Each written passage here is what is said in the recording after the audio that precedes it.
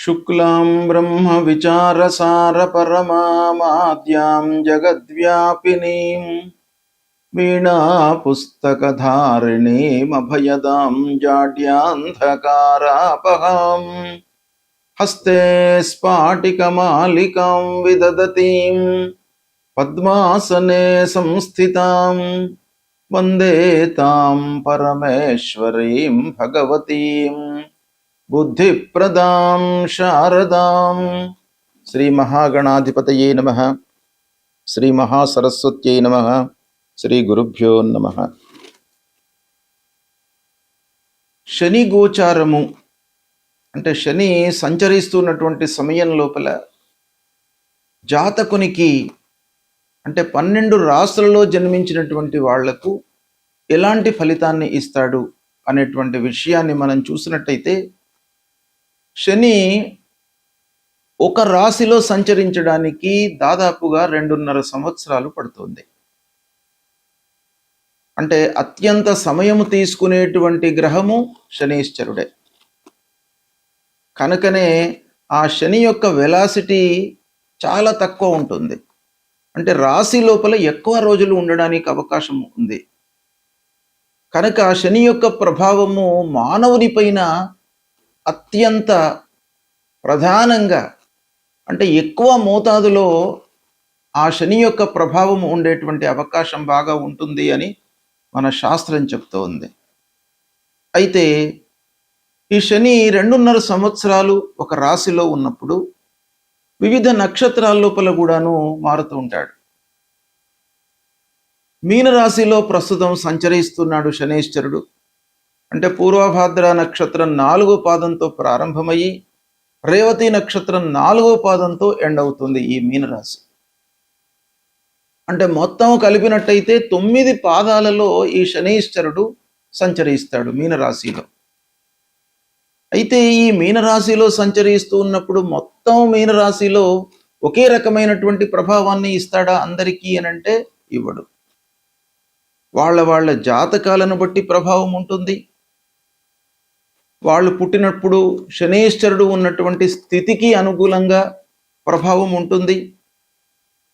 పుట్టిన సమయం లోపల శని ఉచ్చస్థానంలో మిత్రస్థానంలో ఎక్కువ అష్టకవర్గ బిందువులను కలిగి ఉన్నట్టయితే శుభ ఫలితాలను ఇచ్చేటువంటి అవకాశాలు ఉన్నాయి. గోచార రీత్యా అశుభస్థానంలో సంచరిస్తున్నప్పటికీ ఈ ఫ్యాక్టర్స్ అన్నీ కూడాను మనము ఫలితం చెప్పేటప్పుడు మనం లెక్కలోకి తీసుకోవాల్సి వస్తుంది. అయితే ఈ శని కూడాను 9 పాదాలలో సంచరిస్తున్నాడు. అంటే 3 నక్షత్రాలలో సంచరిస్తున్నాడు. 3 నక్షత్రాలలో ప్రస్తుతం రేవతి నక్షత్రంలో 17 మే 2026 నుండి 9 అక్టోబర్ 2026 వరకు రేవతి నక్షత్రంలో సంచరిస్తున్నాడు. రేవతి నక్షత్రం అంటే మీనరాశిలో ఎండింగ్ నక్షత్రం అన్నమాట. అక్కడి నుండి మళ్ళీ భచక్రం స్టార్ట్ అవుతుంది. మళ్ళీ అశ్విని నక్షత్రంలోకి వెళ్ళిపోతాడు. అంటే మేషరాశిలోకి వెళ్తాడు. కనుక ఈ మీనరాశిలో అంత్య నక్షత్రంలో సంచరిస్తున్నటువంటి సమయం లోపల రేవతి నక్షత్రంలో ప్రధానంగా సంచరిస్తున్నటువంటి సమయంలో మేషాది 12 రాశుల వారికి శని యొక్క ప్రభావము ఎలా ఉంది అనే విషయాన్ని మనము విశ్లేషిద్దాం. విశ్లేషించి దానికి అనుగుణంగా మనం ఫలితాలను తెలుసుకుందాం. కర్కాటక రాశి వారికి రేవతి నక్షత్రంలో శని సంచరిస్తున్నటువంటి సమయంలో గోచార ఫలితాలు ఎలా ఉన్నాయో తెలుసుకుందాం. రాశి పరంగా చూసినట్టయితే రేవతి నక్షత్రంలో సంచారం అనంటే మీనరాశిలో సంచరిస్తున్నాడు గురువు. రేవతి నక్షత్రం మీనరాశిలో సంచరిస్తున్నాడు శనీశ్వరుడు. అయితే కర్కాటక రాశి పరంగా రాశి ఆధారంగా చూసినట్టయితే భాగ్యస్థానం అవుతుంది. భాగ్యస్థానము అనంటే 9వ స్థానంలో సంచరిస్తున్నాడు. 9వ స్థానము గోచార రీత్యా శనీశ్వరుడికి ప్రతికూల స్థానంగా చెప్పబడి ఉంది. అంటే ముఖ్యంగా 9వ స్థానంలో శనీశ్వరుడు సంచరిస్తున్నటువంటి సమయంలో మనకు ఎలాంటి ఫలితాలు ఇస్తాడు అనే విషయాన్ని మనం చూసినట్టయితే, భాగ్యస్థానం అంటే అదృష్టానికి పరీక్ష. అంటే మనం చేసేటువంటి పనిని బ్లైండ్గా చేసినట్టయితే ఫలితాలు రావు. అంటే మీరు అదృష్టం పైననే ఆధారపడి మీరు పనులు చేసినట్టయితే సత్ఫలితాలు రావు. శనీశ్వరుడి మూలకంగా ఆటంకాలు కలుగుతాయి. మరి ఏం చేయాలి అని అంటే మన వైపు నుండి ఎఫర్ట్స్ బాగా ఉండాలి. 200% ఎఫర్ట్స్ పెట్టాలి. మీరు ఎఫర్ట్స్ బాగా పెట్టి అదృష్టం మీద ఆధారపడకుండా మీరు కేవలము మీ శ్రమ మీ నైపుణ్యం మీదనే ఆధారపడి వర్క్ చేయడం అనేటువంటిది ఇండైరెక్ట్గా మనకు రాశి ఆధారంగా చెప్తున్నటువంటి సంచారం. ఇక అనుభవజ్ఞుల యొక్క సహాయ సహకారాలు తప్పకుండా తీసుకోవాలి. తర్వాత ఉన్నత విద్యకై ప్రయత్నాలు చేస్తున్నటువంటి వాళ్ళు కొంత శ్రమించవలసినటువంటి సమయం. హయ్యర్ ఎడ్యుకేషన్ కొరకు లోకల్గానే కానివ్వండి, విదేశీ ప్రయాణాల విషయంలోనే కానివ్వండి, ప్రయత్నాలు చేస్తున్నటువంటి వాళ్ళు కొంత జాగ్రత్తగా అన్ని రకాలుగా ప్రయత్నాలు చేస్తూ ముందుకు వెళ్ళాలి. ధార్మికమైనటువంటి కార్యక్రమాలపై మీరు ఆసక్తిని పెంచుకోవాలి. 9వ స్థానం ధర్మస్థానం, భాగ్యస్థానం కనుక మీరు ధార్మికమైనటువంటి కార్యక్రమాలు అంటే ఎదుటి వాళ్లకు, నీడీ పర్సన్స్కు మనం సహాయం చేయడము, విద్యార్థులకు సహాయం చేయడము, లేదా ఒక మంచి సలహాలను ఇవ్వడము, ఇలా ఒక మంచి పనులు మీరు చేస్తున్నట్టయితే ఇండైరెక్ట్గా భగవంతుడి యొక్క అనుగ్రహము మీ పైన కలిగి మీకు తప్పకుండా శనైశ్వరుడి మూలకంగా మంచి ఫలితాలు ఇస్తాడు. ఇక కుటుంబం లోపల తండ్రితో కానివ్వండి, కుటుంబ పెద్దలతో కానివ్వండి కొన్ని విభేదాలు ఏర్పడేటువంటి అవకాశాలు ఉంటాయి. కాబట్టి దాన్ని రెక్టిఫై చేసుకోవాలి. జీవితంలో ఒక మంచి దృక్పథంతో వెళ్ళాలి అనేటువంటి ఒక మార్పు మీ లోపల కనబడుతుంది. అంటే ఈ 9వ స్థానం యొక్క లక్షణం. కాబట్టి దీన్ని మీరు సద్వినియోగపరుచుకున్నట్టయితే అంటే మీ లోపల ఒక మంచి మార్గంలో వెళ్ళాలి అనేటువంటి ఒక ఆలోచన రావడమే గొప్ప విషయం అన్నమాట. అలాంటిది ఈ 9వ స్థానంలో శని సంచరించడం మూలకంగా మీకు కలుగుతుంది. దాన్ని సద్వినియోగపరుచుకోవాలి. అవకాశము భగవంతుడి మూలకంగా వస్తుంది. దాన్ని సద్వినియోగపరచుకోవడం మనం చేసుకోవాలి. ఇక న్యాయ వ్యవహారాలలో మట్టుకు కొంత జాగ్రత్తలు వహించాలి. ఇలాంటివి ఫలితాలు రాశిపరంగా మనం చూసినట్టయితే కనబడుతున్నాయి. అంటే గోచార రీత్యా 9వ స్థానం ప్రతికూలం గనక ఇలాంటి ఫలితాలు ఉంటాయి. ఇకపోతే కర్కాటక రాశి అనగానే కర్కాటక రాశిలో పునర్వసు నక్షత్రం 4వ పాదం వస్తుంది. ఆశ్లేష నక్షత్రం 1, 2, 3, 4 పాదాలలో జన్మించినటువంటి వాళ్ళు వస్తారు. పుష్యమి నక్షత్రం 1, 2, 3, 4 పాదాలలో జన్మించినటువంటి వాళ్ళందరూ కూడాను వస్తారు. అంటే ఈ 9 పాదాలలో జన్మించినటువంటి వాళ్ళందరూ కూడాను కర్కాటక రాశి కిందికి వస్తారు. అయితే ప్రత్యేకంగా పునర్వసు నక్షత్రం వాళ్లకు ప్రథమంగా మనం ఆలోచించినట్టయితే ఫలితాలలో తప్పకుండా వేరియేషన్ ఉంటుంది. కర్కాటక రాశిలో జన్మించినటువంటి వాళ్ళందరికీ రేవతి నక్షత్రంలో సంచరిస్తున్నటువంటి శని ఒకే రకమైన ఫలితాలు ఇస్తాడు అని అంటే ఇవ్వడు. నక్షత్రాల పరంగా విభిన్నమైనటువంటి ఫలితాలు ఉంటాయి. జన్మ సమయము, జన్మలగ్నము, పుట్టిన స్థలము, అష్టక వర్గు ఇలాంటివి ఎన్నో ఫ్యాక్టర్స్ మూలకంగా డిఫరెంట్ ఫలితాలు మనకు వచ్చే అవకాశాలు ఉంటాయి. అందులో కొంతవరకు మనం ఆలోచించినట్టయితే నక్షత్ర పరంగా మనం ప్రథమంగా పునర్వసు నక్షత్రాన్ని తీసుకున్నట్టయితే పునర్వసు నక్షత్రానికి అధిపతి గురువు. మీనరాశిలో శని సంచరిస్తున్నాడు. మీనరాశికి అధిపతి గురువు. అంటే ఈ నక్షత్రాధిపతి ఆ రాశ్యాధిపతి కూడాను ఒకరే అయినారు.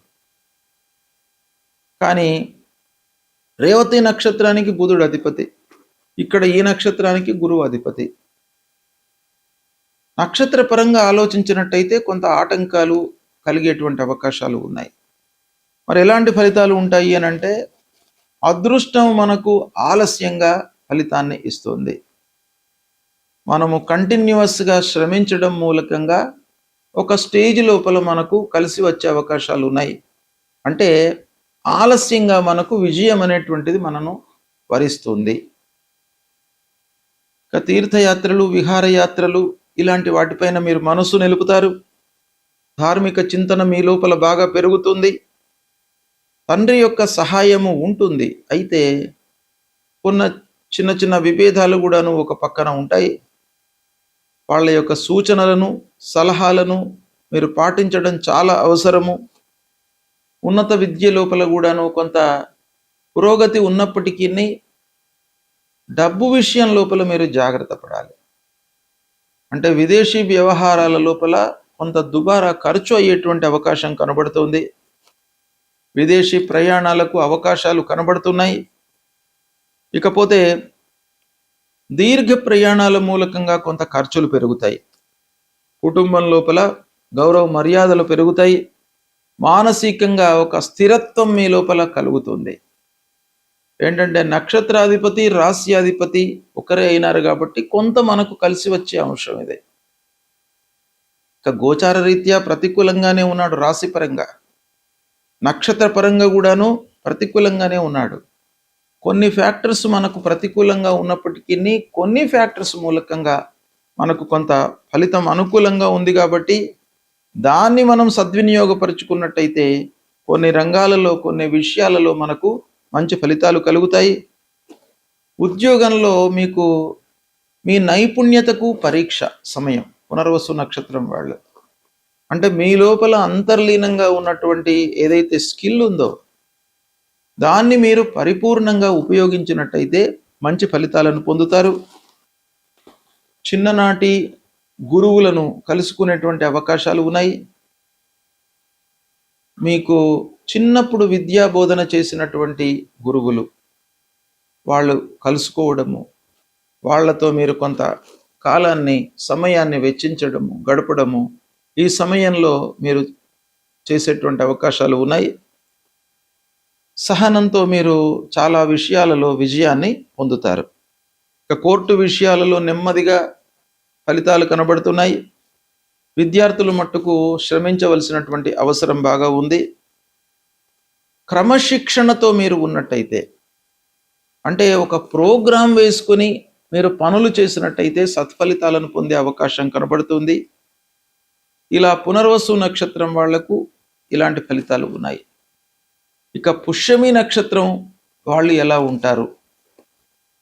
పుష్యమి నక్షత్రంలో జన్మించినటువంటి వారికి ఈ శని సంచారం మూలకంగా ఎలాంటి ఫలితం ఉంటుంది అనే విషయాన్ని మనం చూసినట్టయితే ఇది బాగా కలిసి వస్తుంది. పుష్యమి నక్షత్రం వాళ్లకు రాశి పరంగా కొంత ప్రతికూలత ఉన్నప్పటికీ నక్షత్ర పరంగా మీకు బాగా కలిసి వస్తుంది. కాబట్టి నక్షత్ర ఆధారిత ఫలితాలు బాగా ఎఫెక్టివ్గా ఉంటాయి. కాబట్టి మీకు పుష్యమి నక్షత్రం వాళ్లకు శని ప్రభావము అనుకూలంగా ఉంటుంది. బాధ్యతలు పెరిగినప్పటికీ ఫలితంతో మీరు సంతృప్తి చెందుతారు. ఇకపోతే గురువుల యొక్క సహాయ సహకారాలు అందుతాయి. ధార్మిక కార్యక్రమాలపై ఆసక్తి నిలుపుతారు.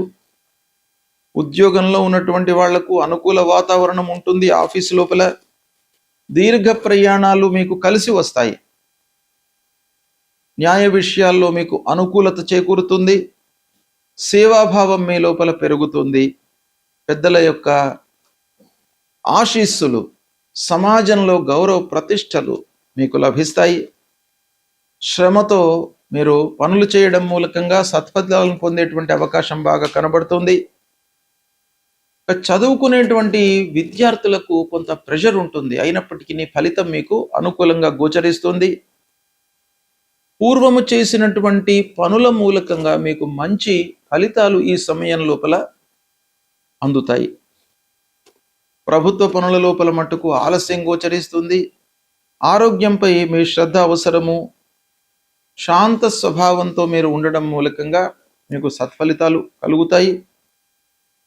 ఒక క్రమబద్ధమైనటువంటి జీవితము మీరు గడుపుతారు.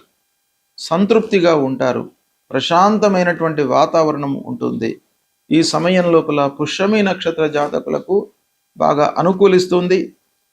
ఇక 3వ నక్షత్రం ఆశ్లేష నక్షత్రం. ఆశ్లేష నక్షత్రం వాళ్లకు ఎలా ఉంటుంది?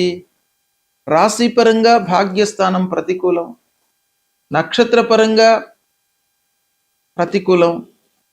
అయితే అధిపతి కొంత అనుకూలంగా ఉన్నాడు. ఆశ్లేష నక్షత్రానికి అధిపతి బుధుడు, రేవతి నక్షత్రానికి అధిపతి బుధుడు. ఈ ఒక్క సామ్యం మూలకంగా మీకు కొంత ఫలితం అనుకూలంగా ఉండే అవకాశాలు ఉన్నాయి. అయితే ఇందులో నక్షత్రపరంగా మనం చూసినట్టయితే ఆలోచనలు మీ లోపల బాగా పెరుగుతాయి. ఆలోచనలు పెరగడము శుభసూచకమే అయినా కూడాను అనవసరమైనటువంటి ఆలోచనలు, అతిగా మనం ఆలోచించడము చాలా అనర్థకం. కాబట్టి ఆలోచనలను మనము ఇంప్లిమెంటేషన్ చేయాలి, అంటే కార్యరూపంలో పెట్టాలి. కార్యరూపంలో పెట్టడం మూలకంగా మీకు మంచి ఫలితాలు ఉంటాయి. మానసికంగా ఒత్తిడి పెరుగుతుంది ఆశ్లేష నక్షత్రం వాళ్లకు. ఇకపోతే ప్రయాణాలు ఫ్రీక్వెంట్గా చేయవలసినటువంటి స్థితి ఏర్పడుతుంది. మాటలలో మట్టుకు కొంత జాగ్రత్త వహించాలి మీరు. తొందరపాటు, అనవసరమైనటువంటి మాటలు, ఒకరి గురించి ఒకరి వద్ద మాట్లాడము, ఇలాంటి వాటి మూలకంగా కొంత కలహాలు, గ్యాప్ ఏర్పడే అవకాశం కనబడుతుంది. కుటుంబం లోపల అపార్థాలు, కుటుంబం లోపల అపోహలు, అపార్థాలు మనకు వచ్చే అవకాశాలు ఉన్నాయి. వ్యాపారం లోపల మీరు మంచి నిర్ణయాలు తీసుకున్నప్పటికీ రిజల్ట్ కొరకు కొంత వేచి ఉండవలసినటువంటి సమయం ఏర్పడుతుంది. విద్యారంగంలో ఉన్నటువంటి వారికి శుభ ఫలితాలు గోచరిస్తున్నాయి. ఉద్యోగం లోపల మార్పులు కనబడుతున్నాయి, అంటే స్థానచలనము, కంపెనీ మారడము, వృత్తి మారడము, ఉద్యోగం మారడము, ప్లేస్ మారడము, ఇలాంటివి గోచరిస్తున్నాయి ఈ సమయంలో ఆశ్లేష నక్షత్ర జాతకులకు. ఇక పని భారం పెరగడం మూలకంగా మీరు ఆరోగ్యాన్ని నిర్లక్ష్యం చేసేటువంటి అవకాశం బాగా కనబడుతుంది. దాన్ని మీరు జాగ్రత్తగా తీసుకోవాలి.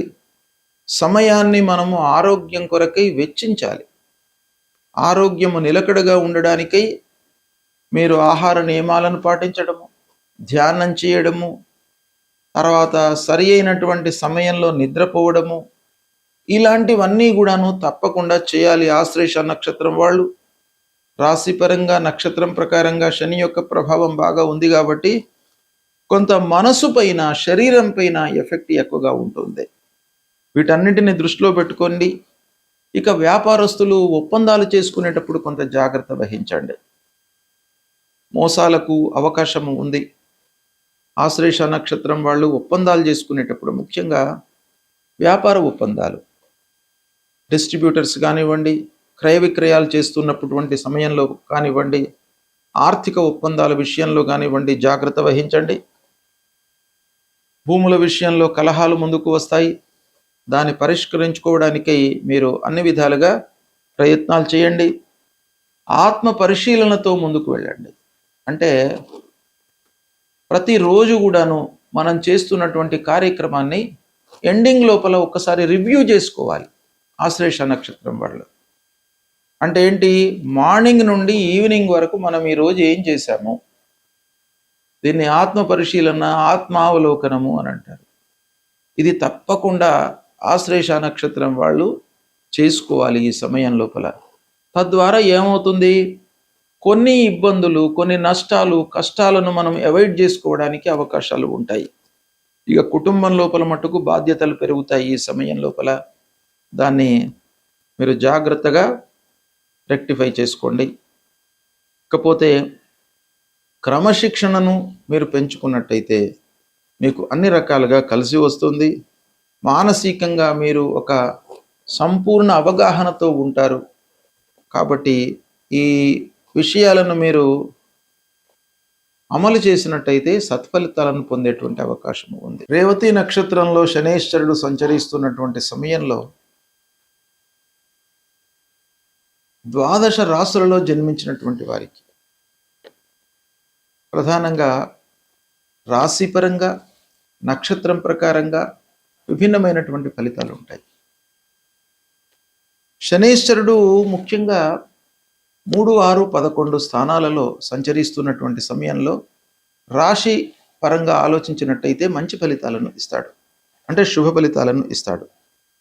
శుభప్రదం అన్నమాట.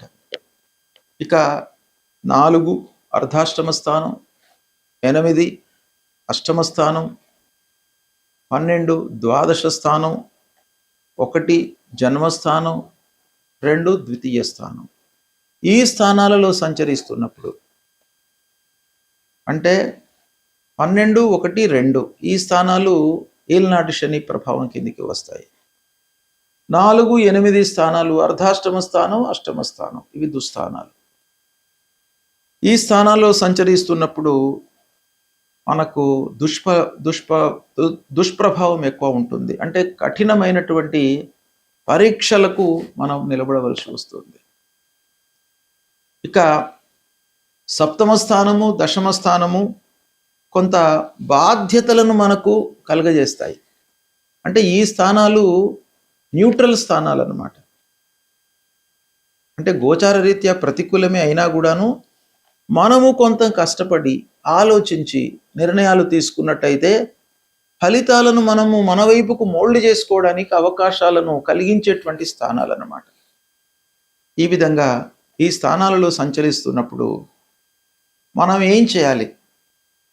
ముఖ్యంగా 4, 8, 12, 1, 2 ఈ స్థానాలలో సంచరిస్తున్నప్పుడు శనికి సంబంధించినటువంటి పరిహారాలు చేసుకోవాలి.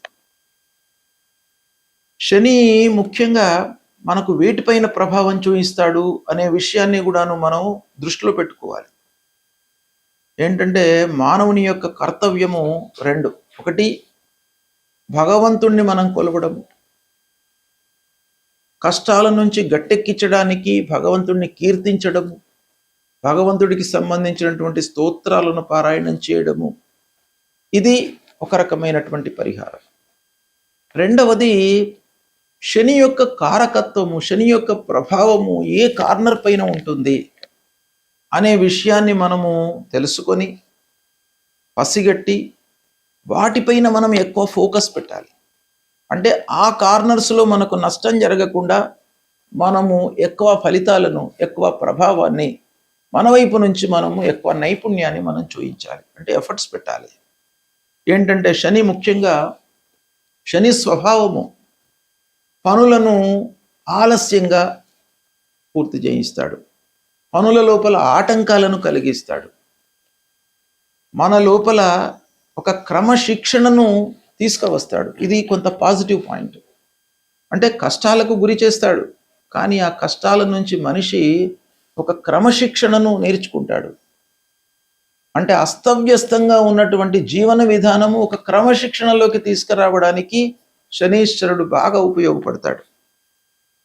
తర్వాత మనము చేసినటువంటి పనులకు ప్రతిఫలాన్ని కూడాను పొందేటువంటి అవకాశం ఇస్తాడు. అంటే కర్మఫలం అన్నమాట. ఏదైనా కూడాను ఫలితం అనేది మనం చేసేటువంటి కర్మ పైననే ఆధారపడి ఉంటుంది అనేటువంటి ఒక విచక్షణను మన లోపల కలిగిస్తాడు శనీశ్వరుడు. కాబట్టి కర్మకు ప్రాధాన్యత మన లోపల కలిగిస్తాడు. అంటే పనులు మనము చాలా ఒళ్ళు దగ్గర పెట్టుకొని పనులు చేయాలి అనేటువంటి ఒక మనస్తత్వాన్ని మన లోపల క్రియేట్ చేస్తాడు. బాధ్యతలను గుర్తు చేస్తాడు. కాబట్టి ఇలాంటి కార్నర్స్ లోపల శని యొక్క ప్రభావం ఉంటుంది. కాబట్టి మనం వీటిపైన ఫోకస్ చేసి మన నైపుణ్యతను, ఎఫర్ట్స్ను పెట్టినట్టయితే మనము కొన్ని అనర్థాలను రెక్టిఫై చేసుకోవడానికి అవకాశం ఉంటుంది. అయితే భగవంతుణ్ణి మనం ప్రార్థించేటువంటి సమయంలో ముఖ్యంగా శనీశ్వరుడి యొక్క మూల మంత్రాన్ని మనము చదువుకోవాలి ప్రతినిత్యం కూడాను. ఏంటి అని అంటే నీలాంజన సమాభాసం రవిపుత్రం యమాగ్రజం ఛాయా మార్తాండ సంభూతం తం నమామి శనైశ్చరం అనేటువంటి మూల మంత్రాన్ని ప్రతినిత్యం కూడా చదువుకోండి. స్నానం చేసిన తర్వాత మన ఇంట్లో ఉన్నటువంటి దేవుడి దగ్గర ఒక్క క్షణం నిశ్చలమైనటువంటి మనస్సుతో నిలిచి ఆ భగవంతుణ్ణి నమస్కరిస్తూ ఈ శ్లోకాన్ని పఠించండి. ఆంజనేయ స్వామి గుడికి వెళ్ళండి. హనుమాన్ చాలీసా పారాయణం చేయండి. నల్ల వస్త్రము, నువ్వుల నూనె, ఇనుప ముక్క ఇలాంటివి దానంగా ఇవ్వండి. నీడీ పర్సన్స్కు వస్త్రదానం చేయండి. అంటే ఎవరైతే ఇబ్బందులలో ఉన్నారో వాళ్లకు వస్త్రదానం చేయండి. ఆకలితో అలమటిస్తున్నటువంటి వాళ్లకు మీ శక్తి కొలది అన్నదానం చేయండి. రోజు ఒకరికి ఇద్దరికి మీకు వీలైతే అన్నం పెట్టించండి. ఇలాంటివి చేయడం మూలకంగా మీకు ఆ భగవంతుడి యొక్క అనుగ్రహం కలుగుతుంది. తప్పకుండా గ్రహాల మూలకంగా ఏవైతే దుష్ప్రభావము కలుగుతుందో అవన్నీ కూడాను దూరమవుతాయి.